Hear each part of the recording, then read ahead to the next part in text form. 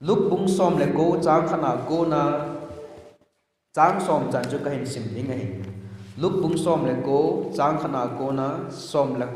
chang khana go na chang som chan ka hin sim ding a hi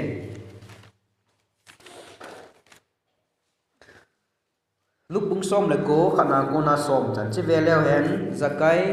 kai dong pa thu sim imu di we hin siming da di chi bible hi alim au min hi zong na thu sim i het na di min khat de ke hin siming ka te jesu jericho adu nin khusung azot pe e khusunga hin zakai kiti kai dong pasal khat a chengin ahawa hau a hi je thum ama hin jesu chu amu nom hle in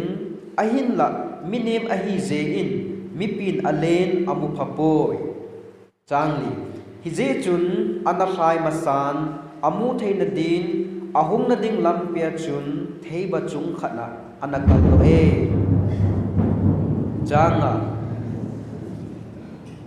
jesu hi kum chu ahin pha phanin aga da do le amun zakai hungkum salojin dunia na ina kasunte ding a hi ati gu zakai chu kin loi ta in ahung kum san ki pa ten jesu alam toy segi mi pin amuvin hichi mi chon si pa ina hu sung din ache te ge e tin aphun ta ve ge zakai wang chu adingin pakai za ven pakai kanei cheng se ake khat wai chate ping ting ada acham lowa mi kala pe a zong le azad li lengi ati ko hichun jesun aza a tunin hichi in sunga hu hingna ahung sung tai ama zong hi abraham chila ahize ize na miti le somna amang sa hol do a hung dia hu hing dia mihim chapa hung ahi ati ating da sim do pathin pathei bo pe de chom ka taw na mang pakai nang man nei lung se jewin pha nei pe win pha nei pe u hi ki ma ho nang ma di lama ka man the na devin tua hi na thua hong khil ding ka hi win chom cha kong khil na wa lung se te nang man nei pi win lang na thu nei se do pi lang na thu nei hil win te he chenga chu elung se pakai su kristam na kang taw hi lai to sim isima ile sim lo wa i het deu hi i ta bang thu sim ham ki chu i het e tu lai wa noi le sit mit vet na hi le thille lo ne ya panmun lin ta sum le pai hawa ningling se na in cheng ho ko mi lo thung ham iti bin ai man jesu krista mit mu a ding wang chun a hi boy hi chi zakai sima kon hai ki che ten a ki mu che na mi mit mu ding chun zakai hi mi hau ta society sunga yang panmun le ta ne ja ama chu kai dong hi tax collector a hi ama chu Rome government in angan si a hi in zina ama hin Rome government chun zakai ko ma chu tax na income 5% na mil tela na don ding hi ati jong le ama hin 10% akidon the ya zala nga na don ding hi tia Rome government in asiza hi jong le ama hin ade za akidon the ya hitabang right chu ane jina chu ama hin avet sa na chu Rome government chun income zakat la nga na don ding hi ati hal ama chun som elawal som lenga elawal som mi tamang adon awal check se chu ama a hi Rome government in asap 5% po chu aman office a submit adang se chu ama a hi jina chu government service ni ho sang ama hi mi haw ya jina chu Jews ten hitabanga tax kai donga pangho chu mi chon se van gam lut loading ti a ko amahon ana hi sa ana ko je hitabang panmun chu hiti zakai ana nei jina chu mi pi vet dinga hai ama hai mi hau ta mi in cheng ta thille lo sumle pai ning se na nei ai mai ama hin khoi event na a hi le thil khat abuling poi ti jo kichen tan akimui ni na ama hin kho achon chan jesu krista do akimu tu dan event na hale akimu doi hechi tu sim chunga hi point ni ti dham thu cheng ni kain sei no mi ni ama sa pe na hi mi chon se hu hing hol pa tin ka se lo mi chon se hu hing hol pa ale ani na chun hu hing pu mi chon se hol pa iti di ya ama sa pena chu mi chon se hu hing hol pa ama chu zakai hen hu hing pu mi chon se hol pa chu Jesus Christ ama ni hi akimuto akimuto zo han chun hu hing na lo pi ta chu zakai mi chon se pa in sum chun hong tum ta ni pathian thang wa nong na he chit thu sim chu hoi ten hi cha ko na ki mun he chun ama sa pen mi chon se hu hing hol pa zakai chu sim ga ve de bible se ve na hi le ama hai tax collector kai dong a hi ti chu aki he chong le azo a khan se agu cha ala cha no ma le ama hen 10% 20% of akidon the adei za akidon the he hisab ding chun pathian ta san lo ping tha lo pathian ging lo a hi je chun ama hen Rome government and asai pi sanga tam zo akidon ding chu kin chat tai je na hai mi hau sata an hai zai chong le ani na chun mithune powerful thunei lanei ta hai zai ko ham khat chun ama han kai adon tin apenom lo au ma hal aman jang pe na Rome government Rome leng te Rome sap te ko ma ase ja hela Rome government chu hungu ba ade de ama num la mat deu atha num la atha de hichan ge ya chu hi zakai hi thune dai ama sa pen mi haw wa hin ani na en thune milen ta an hen ai ma athum na chu vet ki na hele hitabang mi haw milen milal mithune chu ibola he thei ba punga chu kala Jesus Christa ahol ham ti ai vet na ala ama hai mi ngai chata ngai chat na nei kat mi a hi ti chu akibu dani ama sa pen chun thu sim hin sim now chun Jesus Christ dai amu nom hle na hi kiti chona kai dong hi in ama han akho le ho hin lam kai ho long akova Jesus Christ dai ta bang mi ham ti akihil sa ko ngam tam ding ja Jesus Christ chu koi ham hoya hong peng ham anu apa koi ham ibola hong ham hoya kon hong ngam ti abong ja kita het che ai ba ma amu kha lo lai ya chlai ta chu poi mo ai Christian ni khwa ding mi min khwa ding chu poi mo ho bung sung ko sung dung gam chung Jesus Christ ya athu a he atap ta imu ovin iu mu vin ama ta mu khalo tam ta imu vin ho bung sung dim set gam sung ho sung dim set zakai jong chu hitabang bang mi chu na he Jesus Christ chu koi ai hu hing pu yong ki che ten a he ai wangen aman akimuto bi kha pui hichlai ta chu aboya ai wan event na hile ama han kon na hin Jesus Christ akimu to pi nom hle jek hei ti chu thu simin jong imu wi ne ala ban chun hichi Jesus Christ akimu to pi nom wang chun ha sa na tam ta ama in au min Jesus Christ chu Jerusalem ko na hong hin tin Jericho ko pi ahin zu ahin zot pa ding chu zakan ke chi ta het phan chun ahin tel ai la Jesus Christ ki mu tu ding ko na hi pha chun boy na an to tan ama sa pe na chu mi pi to na the crowd mi pi chu aza asa nga Jesus Christ nung chu ahin ju le ama mi neo cha dinga chu hi thei lo ai ta amu thei lo ta tum vele hu hing pu le ama ki ka asu mi pi ading ta na boy na number 1 tu na he e hole pathian ki ka mi dingam ke ta san ke mu don lo ke hin ko ang ka ve na khat ve le e su bo ya mi om zi na khat ve le mi pi ze ham ai lo wala sei set zapi ai lo wa le ki mu da ze thang tom ze thet ze mi khat ideya chon lo ze na pathian to ki gam khat ko umin he pathian to e ki ka a hi mi pi ta alen anel mi chon pha mi chon se yong atim se nin he ama ho hin zakai he su boi ta dunia ang zakai din muna ding mi tam ta i diu ka ging cha mi se je na lo ilung han je na mi to kina je na ko le ho in zone lo ja bu mai the min eta gel ding ham ai lo wa le min eta se ding ham alo mi kha to ikina je na ho in zone lo chu chu pathin to ki kam sa nai tamang nga ding ho chu i umu wa le zakai din muna ding hi zakai long chu ama to ki ka chun mi pi tam ta ading tai tu naw hi mi pi dingam pathin to e ho ki ka ai wang zakai chu vele he chi ama le pathin ki ka mi pi adin wang chun aking adi pu na adel te jeng na he ama sa pen ani na chun mi pi hen ama sa pen chun mi pi hen ani na chun ama hi na apen pi chun mi chong mai ako ang la kai dong hi lam chun mi de het lo mai thi mi tambe sia na amo pal pe jeng la moyong bai milan ki chi hen la na ko la khanin ei pe hlun de thiam khat jong cho gel ji na ama chu gu thim cha a bodyguard ho hin ki pui lo wa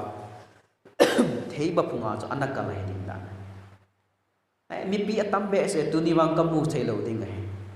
ka hol pa hai mu zo pong ga de boina ka ne je tin kile hen lang le Jesus Christus amu lo ding ai ta tu ni a jong mi pin esu kha je wa halo la boina inei je wa akinung le ayok i mai the na pathin to in relationship fellowship ikiwai khom na subo yong mi mai the zakai tu sima ko na vet le wang hi cha to ikinga lo diu e che te diu alam pi hol go diu Jesus Christa hol ta hi wa ama de hi wa ama ngai lu hi ta wa hele ikinga lo diu ka ta san ani na jong ama hi na minim cha hi wang jong ama jong itik ki bol han la le hi chi hu hing pui kamu thei dem ti cho ama lung ge ka he dem ati hai pui a het sa he dai ji hu hing pui iti personally ki mai to ni ji hu hing pui kamu dem ti a man han dal ye jun thei ba phung ana ka le ne cho ve le han boi na tam pi anei wang chun Yesu Christa cho adel te je is it na cho ama to Jesus Christa cho hung ki mutu ai tu ni a jong hi a ko le the ba phunga kal nom lo na za cha pi a hi na za cha pi tam ta i mai the rồi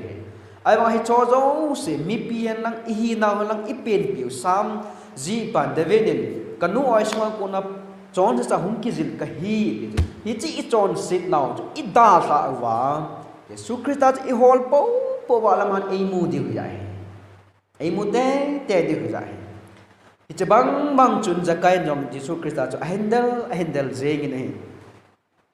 mi pi jong ahin palgal kaitan ama hina anim na zo se jong ahin palgal kaitan mi ching mi thi man a se ji win mu go tu lai wa sam jong adim se jeng go zu teng le ba zo se khu ako ham abu hama ko leng nu ji ba ai ma mu khu ako a leng nu lo me bol chung lang pe a khu go zu pha lo na chung langa khu le nga no a ma he boin le ha sa zo se chung langa khu le nga he hit bang banga chu Christian hi khu yang i um bo te dai ai banga mi to ikina aji ham mai maya ai lo wa ai le e ma hi na chon se atam ji na che zo to lo aban zom zo to lo wa ikinung le wa ito den wa le chu e ho nop na hi jai chon si di palgal kai zo bo Christian hi khu a se ding tu chung ke na langa kon Kerala kon Kochi a kon Guwahati chan fly na ko hong ki cha do ta kha dong he chi Guwahati kan pha ding wa kon mei bol a jing in call up in thim je nga hin a chung lang jong ai wa nga chu hi chi pet lai ta chu announcement hung ji na Guwahati Valley weather climate up boy ti an sei ji mei bol kai ting la len na alian ko ti za lam ta hi cha chun a chung lang pe a ka len chu pung lang he tan he wang a chu khowa se jeng na mei bol ki tiang om lo a chung lang pe al hong nem hoi go ti lang an pha de chu mei bol la ka hen phata mei bol la kan pha a thim jeng in fly on chu kitat ye nga kitat de chu mei bol ta kha ki cho mai po ka ve le ta hong nem tha ji ka la sang ji a hi ti a chu ji ki cha ta ai wang ma hi chi boina kain pha ma song achung langa alen pe chun boina ma cham po gozu hel na mei bol kai na hel langa kalen pe chun an ma no mai Christian mi khu ayam boin le ha sat no hi pel do di ti ting lew ikinga lo di avet sa nan I Christian khu lam zo dan hi olcha cha I chi boina I to ting le idin den lo di pathin ading den dinga e ngai cha lo he pu he ji sanga chi hat jep dinga chu e de ji wa boi na hum ji ai man I hon I het him ji pu I ding den ji ji chu hilovin din den hilovin chi hat jep anga ji na mi khan hin hobung member khan pastor pa ko ma che tu a ko na ho un ka kai lo ding hi tai mi ei sei se mi to ka kina ji na hita bang ka thu zo ta po ho na ka hum ki lo ding hi tai ta lung na ta ka se la pastor pa jun se diong hello ti chu hi la thil khat ka sei se bol ko na khun tui la lang dim se nim sungin lang ho in khu khat ei ka ve le ting lan no nan che ta at ama jong bi hele pastor pa se ki nga han tin kon dim sen tui sungin ho in cho ve avel do pan ka vel chai ta ya pastor pan ase hi chima sanga chun tui chu vat khat chaw na vat hla sa lo ti hoi ta ana dip thim ding hi hi chi achai pha chun pastor pa kom lung ka chai tai ti pastor pa chun hi chin na vel pe na chu ho in vela chu ipp umam na mu am ati I ma cha ka mu poi ti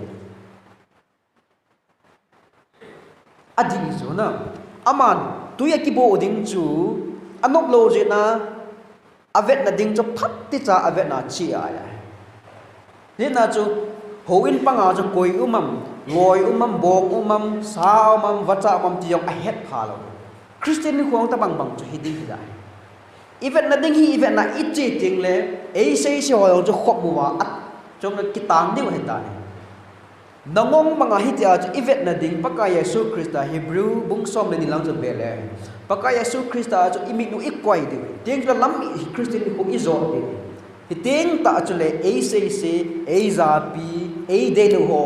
thu sei dong ki za lo ding om chan jong ki mu lo ding hoi ta Christian ko man the hi dai chi chu hi admin topic chu hitabang mga chu e ho boi da I tu ting le din den lo ding gel lo ding chi hat ja ding iminun avet na chu pathin hi dai isopi inunga to imaa to insa in sang event lo wa mi chip mo na imu wa mi hat mo na imu wa ise sit pat ting ya se sit na hong ki changa mi yong ki se si a I Christian mi ho chu nop che gi che event na ding event ting le bang chu koi ma cha ki mu lo isun na diu jang pa na ki lung I bol ding hoi ta ki bol hitabang zakaya ko bela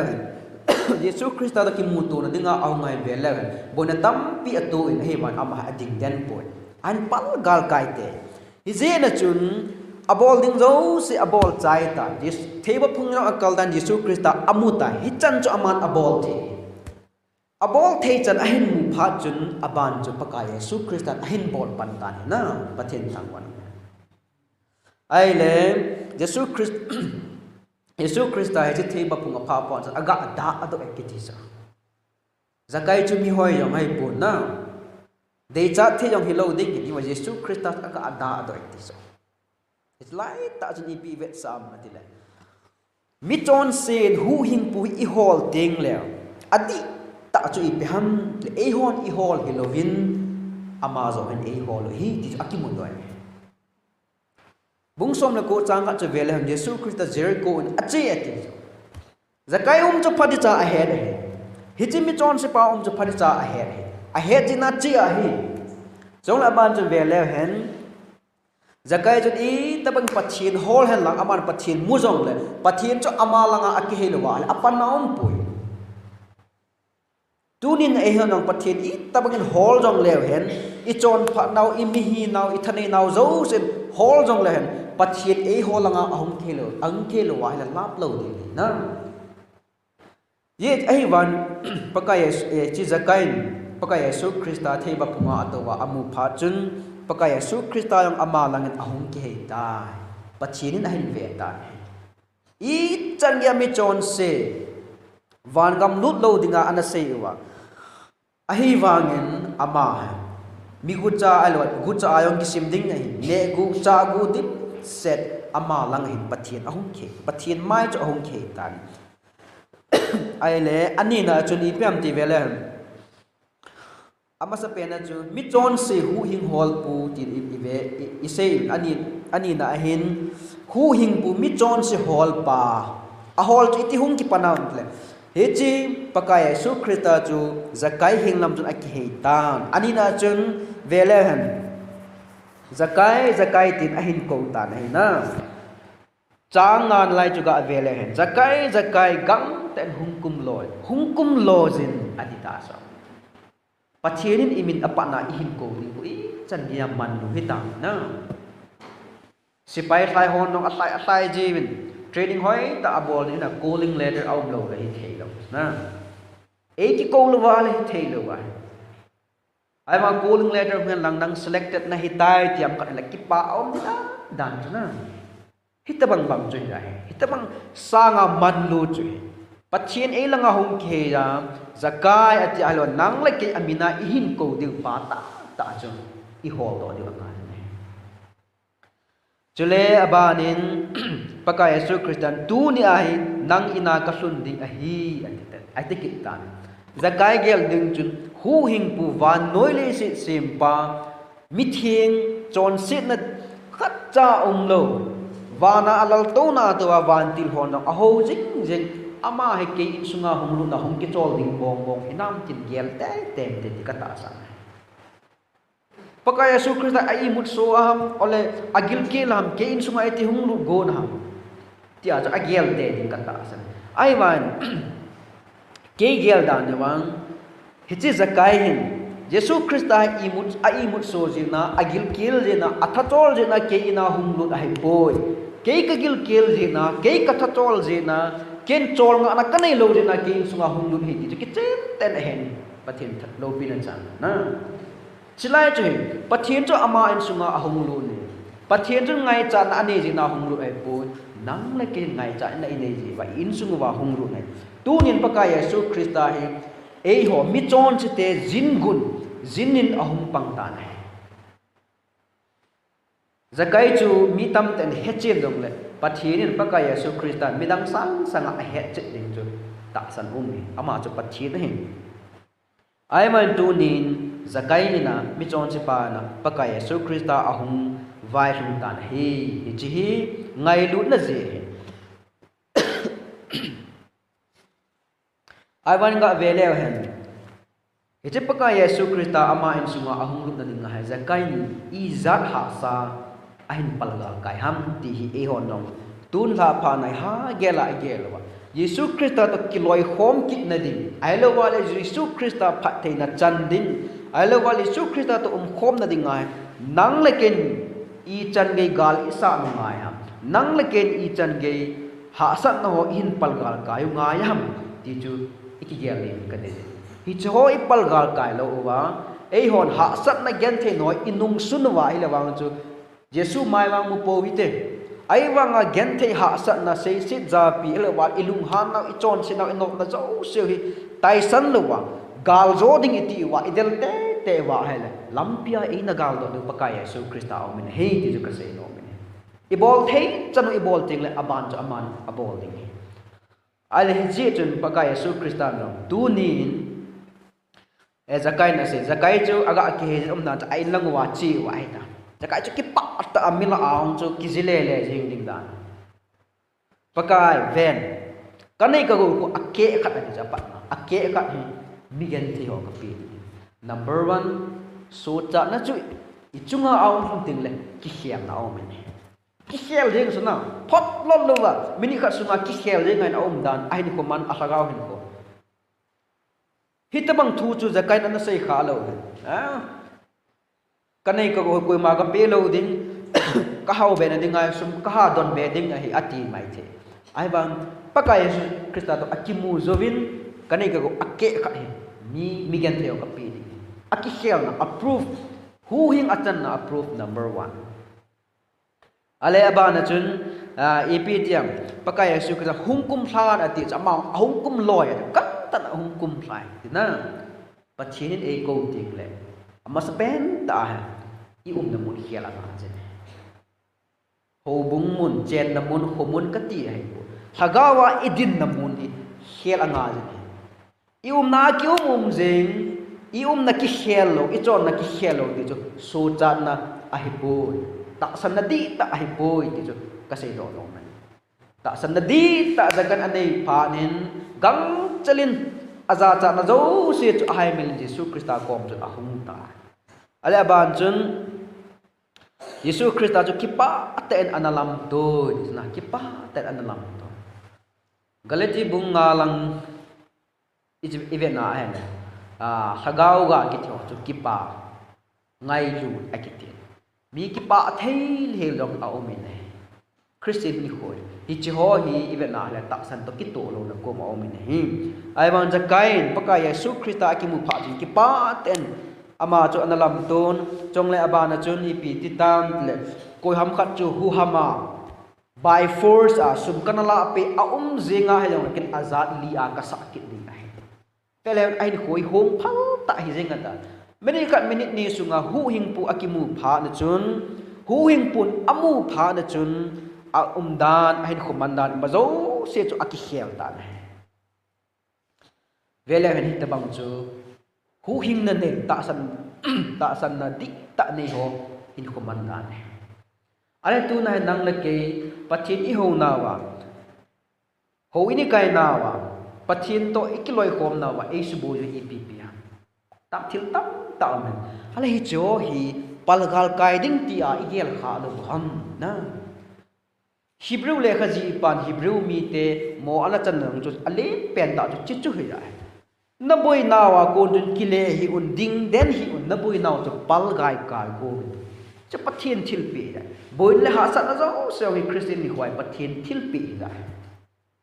chi hat jep dinga pathin e de ji wa hi ta bang boi nai e pi ya ai wa nga i ho wang hi chi boi nan e pal gal kai wa hi la wang chu ita san na ki khol ni ka de ni ta san da di ta nei ka hi iti le wang chu boi na ho zo se chung la nga i len du i pal gal kai god du ting chu la en lam to du pakai Yesu Krista me ti chu chom chu khat na tu la pha na ise hin tin ise khil do se pathin ai ngai dam tin ise kha do se pathin phat e u be ta de ka ki pa chan chu na